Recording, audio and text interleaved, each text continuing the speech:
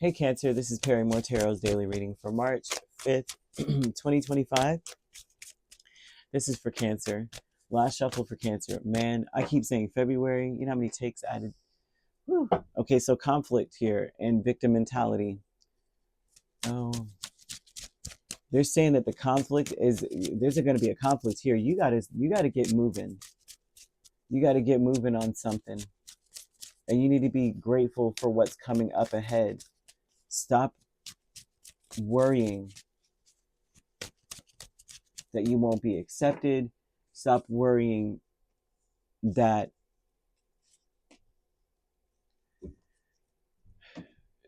trying to deliberate. They're just showing that someone's worrying a lot. That what's for you is for you.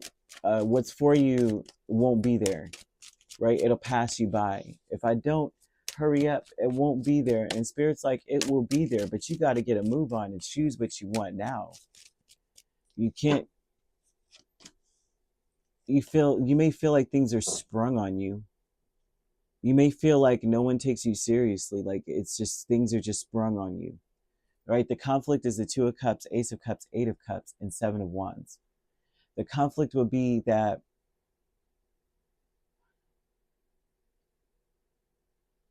it almost looks as though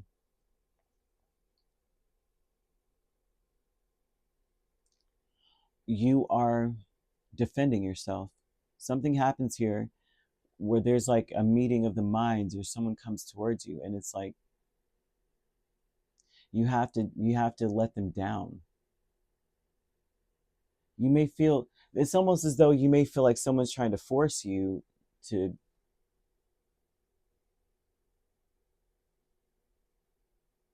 hurry up and make a decision, or hurry up and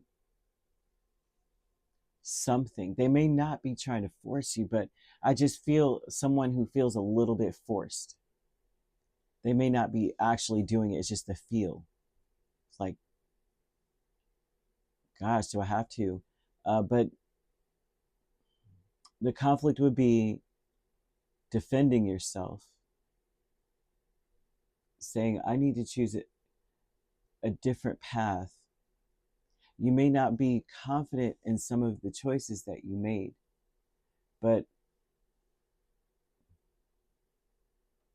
there's no such thing as your time being wasted. It's very important that you know that everything was a lesson. Everything was like useful that was occurring in your life or occurring in your life. It's useful. It seems as though things are aligning, but the conflict will be that it's like you may need to, I won't say stay the course or stay in it, but they're saying that you're on the right path. So believe in everything that you're doing and believe that you didn't mess anything up. You may feel like you did, or you may feel like I need to just stop everything and just go in a different direction. Listen, every decision that you made, right? They're almost telling you don't abandon what you've been doing. Don't abandon your path. It's happening the way you want it to. It's actually happening. And you were right to do all the things you did. Like you can't go back now. Like I'm saying, it's like nothing was wasted. It's not like you made the wrong choice in the past. It seems like when you made certain choices, you may have felt clear, like this is what I'm doing. And now it's like, well, oh my gosh, I don't know if it's going the way that I wanted to go. I don't like it. And I feel like I want to leave. And they're saying, don't leave yet, because you did this for a reason. You were right. You've always been. The victim mentality was like, I took a leap of faith when things were good. Now they may be getting rough. And now you may be very disappointed or heartbroken about certain things, or just overall like, a blah. And it just shows that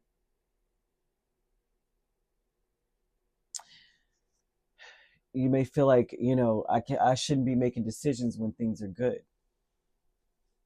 People always tell you, especially in romantic relationships, they're like, don't just run off of the representative you meet for the first 6 months, for some people up to 5 years. Test the person, tell them that you're sick and see how they react. Tell them you're sad and see what they do. Tell them no. I've seen that a lot where they're like, test a person, you know?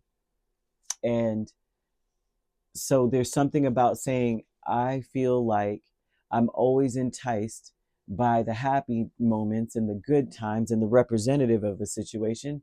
And then when things get tough, or new things get introduced into the situation, or if something embarrassing happens, or I'm disappointed in any way, I walk away. I have to walk away because there, I didn't see the pitfalls of this. I just jumped in when it was good. But Spirit's saying something amazing is coming through this, and that you will feel like you're going through a dark night of the soul, which the dark night of the soul for you would be that you may feel like a impending doom, like what I wanted is not going to be there when I get there. It may cause a lot of worry. You may start to feel like you didn't have everything put together. Like I said, I just feel like an overall unpreparedness, right? Like how you say about a person, like, I didn't know they would act like that. Under pressure, they suck. But when it's good, it's great. And so some of you may be in that space. I just keep seeing that for a lot of you. Mm-mm-mm. And I'm seeing self-expression being here, that you may be, um, uh, I'm seeing a dramatic flare. New supportive connections. I feel like there's a dramatic flair to a situation here. It may not be you. It may be these new supportive connections. With the Wheel of Fortune and Eight of Swords, there might be some dramatics in this, whereas they're thinking negatively, and then out of nowhere, it seems like they're very unpredictable, and their unpredictability may be in a negative way. Like they may be forceful. Like I said, I feel like someone might be that way. They might be flirtatious, and then like that type that's in and out, like I'm all in all of a sudden, and then all of a sudden they're all out. This would be someone who restricts themselves.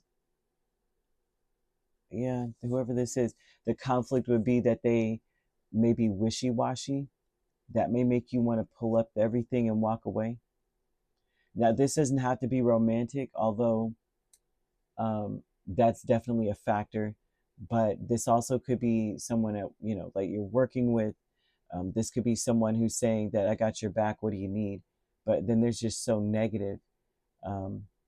But I also see them trying to prepare for every little thing, and hypersensitive to that, like hyper aware of every little problem that could happen, and trying to keep you from abandoning ship, or trying to prevent you from being sad or disappointed. If you come to them and say, I'm disappointed, they might move a lot of mountains to make sure that you're okay. But I also see them being quite unpredictable. Some of them may be negative thinkers, like I said, but sometimes that could be a good thing. Sometimes negative, like everything has its purpose, right? If you're kind of a negative thinker, you may want that person there to deliberate, or to help deliberate something very serious. Like if it's life threatening, tell me all the things you see. What do you think? What are all of the different ways this person could use this weapon? Go ahead. You might want to know those types of things. I'm just throwing that out there, okay? Because I'm seeing that they have a positive, but I'm also seeing the negative. I think that whatever situation this is, they may be really creative, whoever this person is as well. I do see that they're a risk taker, but then out of nowhere, they're not a risk taker. Like I see they're on two different sides of the pendulum. And one minute they really are, then the next minute they're just like, no, we can't do that. But you're like, but you just did this. Yeah, no. Spirit wants you to know that you are very well loved by this individual as well, though. And the divine timing is at play in this situation with them also. So there's something about the divine timing would look like they would think of the worst case scenario at the right time, but there's no need for you to worry. They're going to do all the worrying for you. Okay. Because they're saying don't worry. So I'm like, this person's going to take it all on for themselves. They do more worrying for the both of you than you ever, the only thing that you've got to do is stay the course or keep going. Keep doing what you're doing. Allow them to figure out what's around, on the other side of the door. Allow them to carry all the equipment since they want to be worrying about stuff. Let them come up with plan B. But you say what you got to say. You do what you got to do. Fragmented energy is the moon in justice. Your energy could be quite scattered because of the fact that some of you may feel like you're a victim of blind fate. Like that may be something here. Not some of you may feel like I'm being victimized by.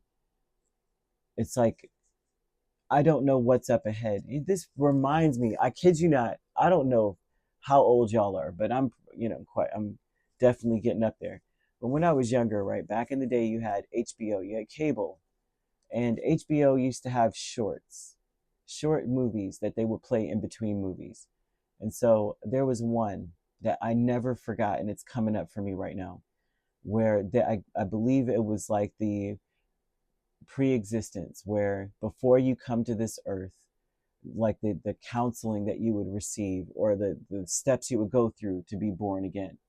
So this woman, they didn't really speak. I mean, that's basically what this is about. But they bring a woman into a room, and she's wearing all white, of course, and they're showing her a short film, and it's a film of her parents loving her, her parents being happy, all these happy things of her going to school, meeting the love of her life, getting married, having a child. All of this being shown, her being at a coffee shop, meeting this guy, being just all these happy things. She was like, yes, I want this. Yes. And they're like, are you sure? And she's like, yes, I do. So then they open another door. They say, okay, you've chosen. That's it. No turning back. She goes into another room. She opens the door, goes another room. That room, they show her all the sadness, all the bad things that'll happen. The husband and the child die early. Her parents die, and she is alone. And she's crying at a table. And she's just crying as she's seeing this. And then they're like, okay, are you ready? And she wipes her tears. She's like, fine, I'm ready. She's still crying, but, wiping what tears were coming down her face. Then they open a door. It's a big, bright light, and she's born into the world crying. And then she lives that life. And that was the thing that hit me so hard. And part of this is about this, is saying that I'm victimized by the fact that I'm drawn in by the happy. But then what fragments me is the unknown, right? Fate is driving my ship. And I don't even know where, it seems like there's always something attached. I come in with all these hopes, and then I end up, right, going through cycles of karma. You may feel like karma's attached to some things. I'm seeing that very heavily. That's what someone else is worrying about over here. So some of you, it's like you chose it with the best of intentions, but not seeing the pitfalls on the other side of it until it's almost quote unquote too late. Now you're trying to like defend and board up the windows and batten down the hatches. But Spirit is trying to express to you that you made the right decision. The outcome is going to be exactly what you want it to be. I'm seeing angel number 1001. They're saying that you're on a path to enlightenment, and that is the dark night of the soul kind of number. Fifth house may be very important to you as well, to express to show, I guess, the drama, the self-expression kind of energy that was coming your way, because that's what I saw attached to the people, and some drama. And I'm also seeing Mars placements. I'm going to look into that. Canaries may be important to you. Mauve, the color, will help you to hear things as they need to be heard, the truth through everything that someone's saying. It will help you to realize that you're on the right path. There may be something said to you through them that is like, you realize you're fated to be in this position. You may have had a dream, and it's like all of a sudden this person says something, and it opens, oh, I remember my dream, or I remember this vision I had, I remember this intuitive nudge I felt. There's something about that going on. Mauve will help to facilitate that. You could be dealing with a Sagittarius, an Aries, another Cancer, a Libra. If you're not dealing with these signs, which you don't have to be, these signs could also be in your chart. If you'd like to book a personal reading with me, my links are on my page. Peace, love, and light. Take care.